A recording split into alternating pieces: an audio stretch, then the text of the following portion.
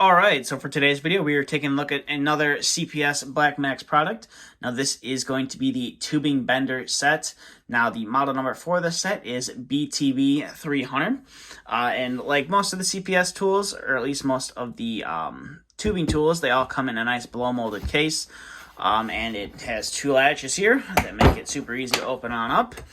And that is everything you can see right there that comes in the kit. So you do with this CPS kit, you do get the reverse bender with it.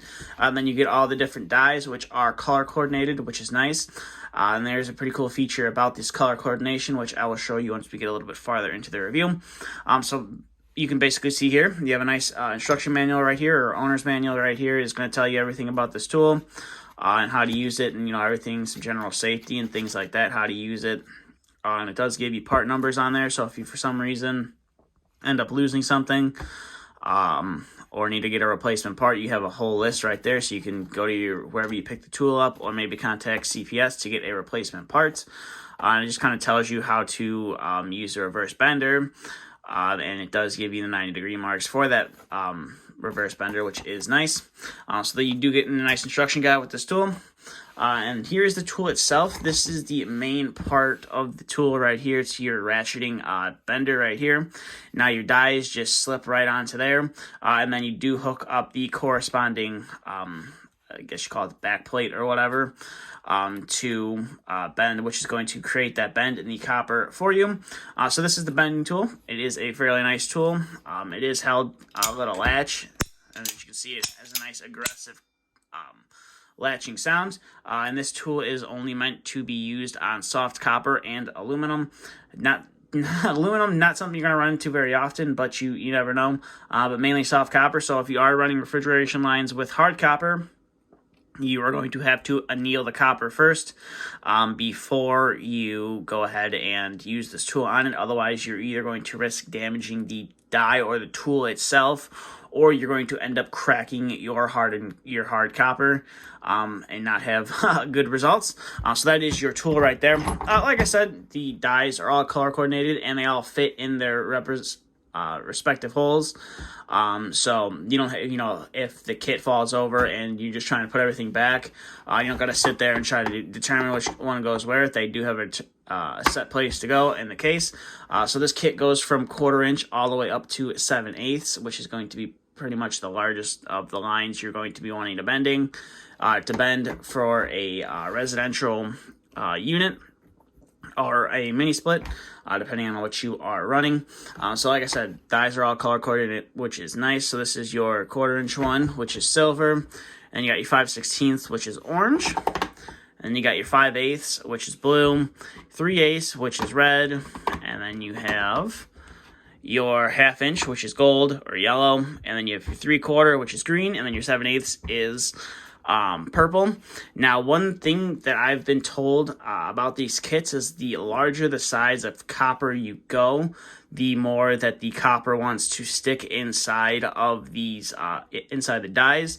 So one way to prevent that, from what I've been told, is to spray some lubricant, like some WD-40, on the die before you go ahead and make your bend, just so that it doesn't stick in the tool and you're not trying to fight it and end up kinking the pipe, trying to get it out of the die once you have gotten your desired bend.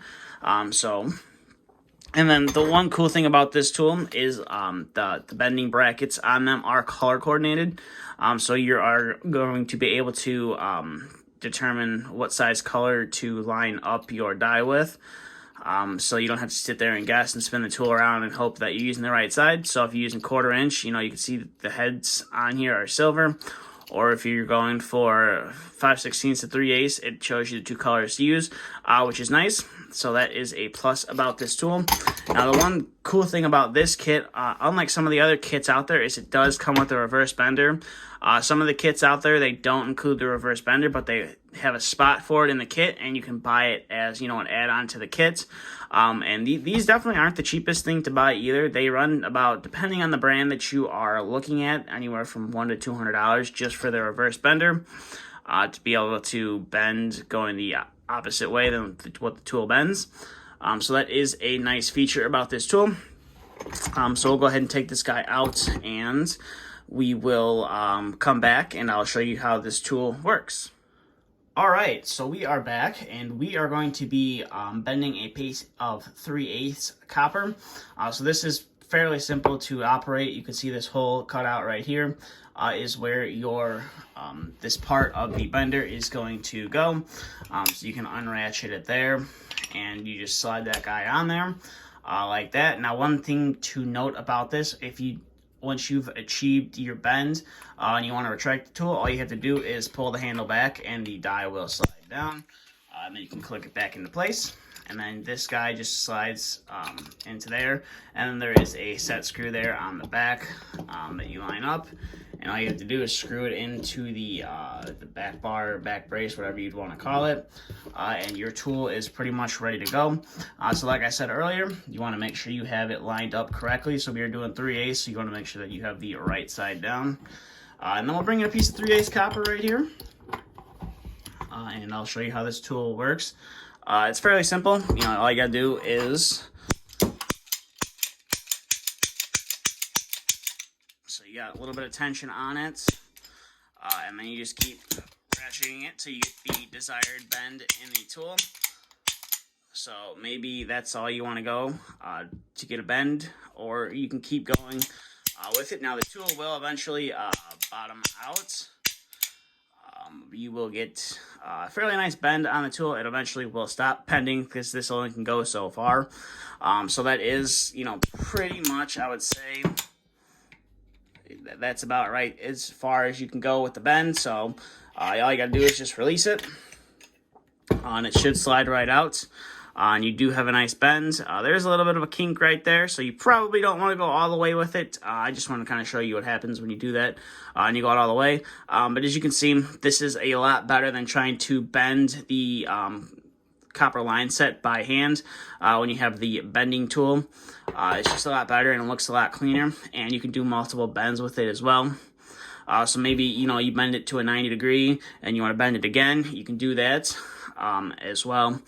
And it'll make the line set look a lot cleaner, especially if the homeowner is very picky, or if you are proud of your work and you want to make it look just pretty badass. Definitely something to do. This is definitely the tool for that. So it's pretty easy to operate. And then, like I said, the heads are different interchangeable. So if you're going with larger copper, you're going to pull out the larger head. You're not going to want to use the smaller head on here. This is just the one that goes with the head that I have right here. So it's pretty simple tool to operate. And you're going to have to take practice with it to make sure you get all your bends and stuff correctly. And you just want to make sure you measure it out correctly. So we will go back to this tool and I'll give you my final thoughts on it. Alright, so we are back here. I did put the tool back in the case. So overall, this is definitely I would say a must-have tool, especially if you're doing a lot of condenser work, you're doing a lot of installs, or maybe if you're doing a lot of mini splits and you want to make your work just to the next level. Now, it's not something that every tech is going to have or every installer is going to have, but it truly does make your work a lot cleaner and a lot nicer, in my opinion, than trying to go and bend the refrigeration lines by hand.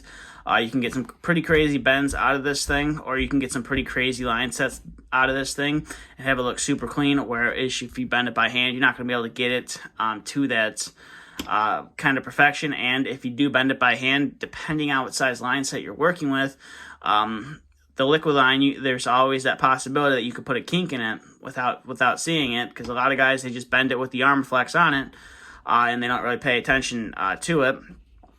So this, obviously, if you're going to want to bend copper pipe, you're going to have to cut the arm flex off, and then you're going to bend it, so you're going to be able to see if you've messed up the copper or not. Unlike if you have the arm flex on it, you go and bend it. There's always that, that thought in your mind that, did I kink the pipe or whatever.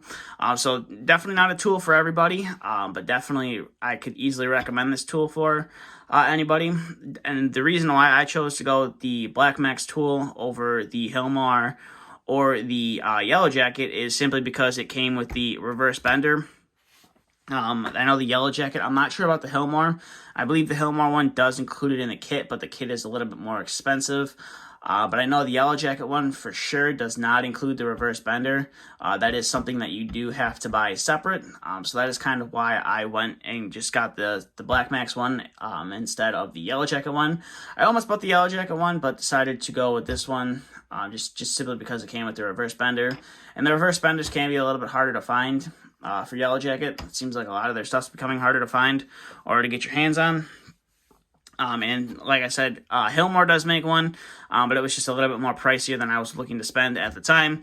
And my local supply house that I go to pretty much, at least once, twice a week, if not more, had this kit, sitting on the shelf. It's been sitting there for a while, and just decided one day when I walked in that I was going to pick it up. Now, it's not a fairly expensive tool. I mean, it is, in regards, it is, an expensive tool. It is pretty much the price of a power tool. You're looking about $200 for this kit, depending on where you get it, plus if you got to add taxes and all that fun stuff into it. So it's definitely, up there in price. Obviously, bending it by hand is going to be a lot cheaper. But overall, you're going to get a lot nicer bends and a lot cleaner bends when you use the bending tool. Now, can't believe that I'm saying this, but this tool is kind of becoming a little bit more, I guess you'd call, obsolete nowadays. Now, there are some companies out there that are making some battery-powered benders, but those are definitely on the pricier side of things. I don't even know what the price is on those.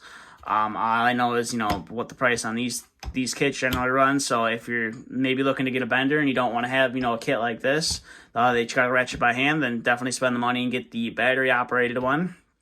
But me personally, something that's going to last you a lot longer, you're not have to worry about replacing batteries or having a battery charged. I definitely recommend a kit like this. Like I said, you can either go with Yellow Jacket, CPS, Hillmore. All just depends on how much you want to spend on the kit itself.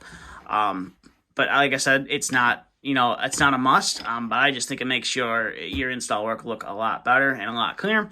So with that being said, that's all I have for this video. If you have any questions, comments, concerns, leave them down in the comment section below.